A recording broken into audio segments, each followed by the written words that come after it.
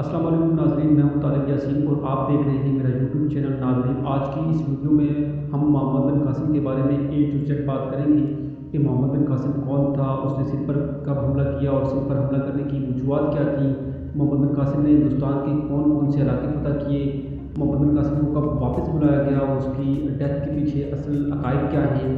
تو یہی سر آج کی اس ویڈیو میں ہم جانیں گے۔ آپ سے گزارش ہے کہ ویڈیو کو بالکل بھی اسکپ نہیں کرنا، آخر تک ضرور دیکھنا ہے، اور اس کے ساتھ اگر آپ نے ابھی تک ہمارا چینل سبسکرائب نہیں کیا تو کائنڈلی ہمارے چینل کو سبسکرائب کر دیں اور ساتھ بیل آئیکن بھی پریس کر دیں تاکہ ہماری ہر لیٹسٹ ویڈیو آپ تک سب سے پہلے پہنچ سکے۔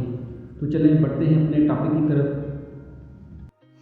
محمد بن قاسم امید خلافت کا ایک عظیم اور بہادر جرنیل تھا جو 695 AD میں سعودی عرب کے شہر طائف میں پیدا ہوا، اور اس نے سندھ اور پنجاب کے علاقوں کو فتح کر کے امید خلافت کے ساتھ جوڑ دیا تھا۔ سندھ اور پنجاب کے ان علاقوں کو فتح کرنے کے بعد یہاں سے پورے ہندوستان میں اسلام پھیلنا شروع ہو گیا، اور اسی لیے سندھ کو باب الاسلام یعنی دا گیٹ وے آف اسلام بھی کہتے ہیں۔ محمد بن قاسم نے راجہ دہر کو شکست دی تھی جو سندھ کا آخری ہندو کنگ تھا، دریائے سندھ کے کنارے جسے آج کل نواب شاہ کہتے ہیں۔ اسی مقام پر راجہ دہر کو شکست دینے کے بعد اس کا سر قلم کر کے بغداد کے حاکم اعجاج بن یوسف کو پیش کیا گیا تھا۔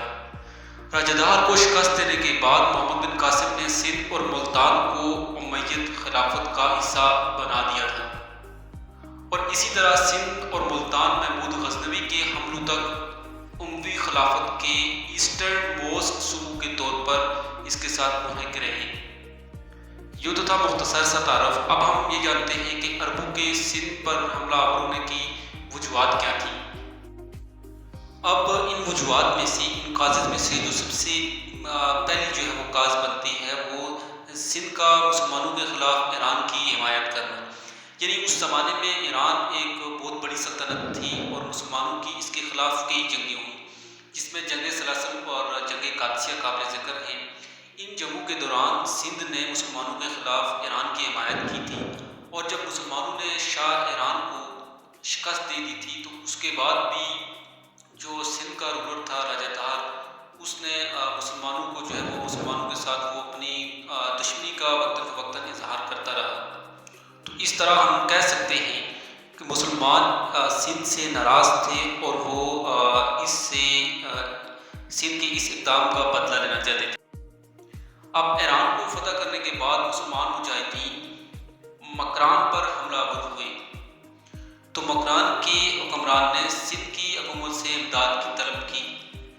اس پر سندھ حکومت نے مکران کی بھرپور حمایت کی، لیکن مسلمانوں نے سندھ اور مکران کے متحدہ لشکر کو شکست دے دی تھی۔ اب مسلمانوں نے اگلے سال دوبارہ مکران کے اوپر حملہ کیا، تو اس میں بھی سندھیوں نے مسلمانوں کی بے حد مخالفت کی۔ تو اس طرح مسلمانوں کے ساتھ سندھیوں کی جو ہے وہ دشمنی اس میں شدت آتی گئی، اور وقتاً یہ جو دشمنی ہے یہ بڑھتی جا رہی تھی۔ اب اس کے بعد جو نیکسٹ کاز ہے وہ Sindh government provided shelter to Arab opinions. اب اس کے بعد سندھ اور مسلمانوں کے درمیان باہمی دشمنی میں اس وقت اضافہ ہوا جب مکران کے ایک مسلمان سردار محمد علافی نے بغاوت کر کے مکران کے گورنر سہیل بن اسلم کلافی کو قتل کر کے سندھ فرار ہو گیا تھا، اور راجہ دہر نے اس کو سندھ میں پناہ دی تھی اور اپنی فوج میں بھی اس کو عہدہ دیا تھا، اور پھر اس کو اپنا مشیر بنا لیا تھا۔ لیکن جب اعجاز بن یوسف نے مطالبہ کیا کہ اس باغی کو ان کے حوالے کیا جائے تو راجہ دہر نے انکار کر دیا تھا۔ تو اس کے بعد اعجاز بن یوسف نے یہ فیصلہ کر لیا تھا کہ وہ راجہ دہر کے خلاف انتقامی کارروائی کرے گا۔ اس کے بعد نیکسٹ ہے امپیریلسٹ اپروچ آف اعجاز بن یوسف۔ اس کو سمجھنے سے پہلے ہم جو امپیریلزم کی ٹرمینالوجی ہے اس کو سمجھتے ہیں۔ دیکھیں، امپیریلزم سے مراد ایک ایسی پالیسی ہوتی ہے جس میں ایک ملک اپنی طاقت کا استعمال کر کے کولونائزیشن کے تھرو اپنی پاور اور انفلوئنس کو بڑھاتا ہے۔ تو اعجاز بن یوسف کی بھی یہی اپروچ تھی، اور اسی اپروچ کے تحت اس نے اپنی سلطنت کی سرحدوں کو بڑھانے کے لیے سندھ پر حملہ کروایا تھا۔ تو اس کے بعد جو نیکسٹ ہے وہ ہے ویلتھ آف انڈیا، یعنی اس زمانے میں انڈیا کی جو ویلتھ تھی، یعنی جو دولت تھی، اس کے کافی چرچے ہو رہے تھے۔ یعنی اس زمانے میں انڈیا کو، یعنی پورے ہندوستان کو، سب کنٹیننٹ کو سونے کی چڑیا کہا جاتا تھا، اور یہی چیز حملہ آوروں کو ہندوستان کی طرف اٹریکٹ کر رہی تھی۔ تو ایجاد بن یوسف نے بھی اپنی جو معاشی وسائل تھے اور جو معاشی مسائل تھے ان کو ختم کرنے کے لیے سندھ پر حملہ کروایا، اور اس کے بعد جب محمد بن قاسم نے ملتان کو فتح کیا تو ملتان میں سے ان کو اتنی زیادہ جو ہے وہ ہیرے زیورات اور سونا وغیرہ ملا، جس سے ان کی جو کمپین کے اوپر جو خرچ آیا تھا اس سے کہیں گنا زیادہ انہوں نے یہاں سے گین کر لیا تھا۔ تو اس طرح ہم کہہ سکتے ہیں کہ جو انڈیا کی جو ویلتھ تھی، ویلتھ آف انڈیا، وہ بھی عربوں کی جو ہے وہ سندھ کے اوپر حملہ کرنے کی ایک وجہ بنی۔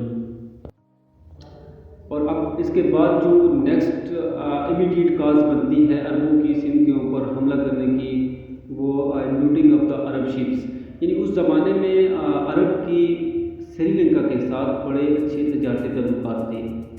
اب سری لنکا سے، جسے اس وقت سیلون بولتے تھے، وہاں سے 8 بحری جہاز عرب کی طرف روانہ ہوئے، اور ان بحری جہازوں میں عرب تاجروں کی ویڈوز اور یتیم بچے سوار تھے، اور اس کے ساتھ ساتھ خلیفہ کے لیے کچھ تحفے تحائف بھی بھیجے گئے تھے۔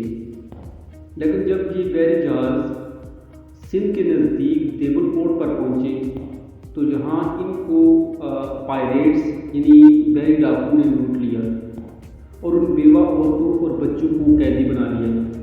اب اس بات کا جب ایجاد بن یوسف کو پتہ چلا تو اس نے راجہ دار کو پیغام بھیجا کہ عرب تاجروں کی بیوہ عورتیں اور جو یتیم بچے ہیں ان کو آزاد کر کے ان کا لوٹا ہوا مال کو واپس کیا جائے۔ لیکن راجہ دار نے جواب دیا کہ یہ جو پائریٹس ہیں، جو بحری ڈاکو ہیں، یہ میرے کنٹرول میں نہیں ہے، لہٰذا میں کچھ نہیں کر سکتا۔ تو اس کے بعد ایجاد بن یوسف کو بے حد غصہ آیا اور اس نے راجہ دار کے منہ پر حملہ کرنے کا پوری طرح سے فیصلہ کر لیا۔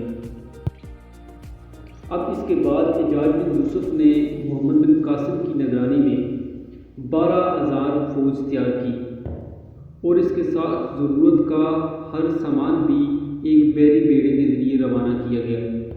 چونکہ ایجاد بن یوسف اس سے پہلے بھی 2 مرتبہ کوشش کر چکا تھا ہندوستان کو فتح کرنے کی، لیکن اس کو ناکامی رہی۔ اس بار اس نے بڑی احتیاط سے کام لیا، اور فوج کی جو اصل کمان تھی وہ ایجاد بن یوسف کے ہاتھ میں ہی تھی، اور محمد بن قاسم کو جو ہدایت ملتی ایجاد بن یوسف کی طرف سے وہ اسی پر جو ہے وہ عمل کرتا تھا۔ یہ تو تھی عربوں کی سندھ کے اوپر حملہ کرنے کی وجوہات۔ اب ہم نیکسٹ ویڈیو میں بات کریں گے کہ محمد بن قاسم سندھ کے کون سے علاقوں پر حملہ ہوا، دیوبند پر کب حملہ کیا، نیرون جسے آج کل حیدرآباد کہتے ہیں اس پر کب حملہ کیا، اسی طرح ملتان کو کب فتح کیا، اور اس کے ساتھ ساتھ ہم اس چیز کے اوپر بھی بات کریں گے کہ محمد بن قاسم کی ڈیتھ کے پیچھے اصل عقائد کیا ہیں۔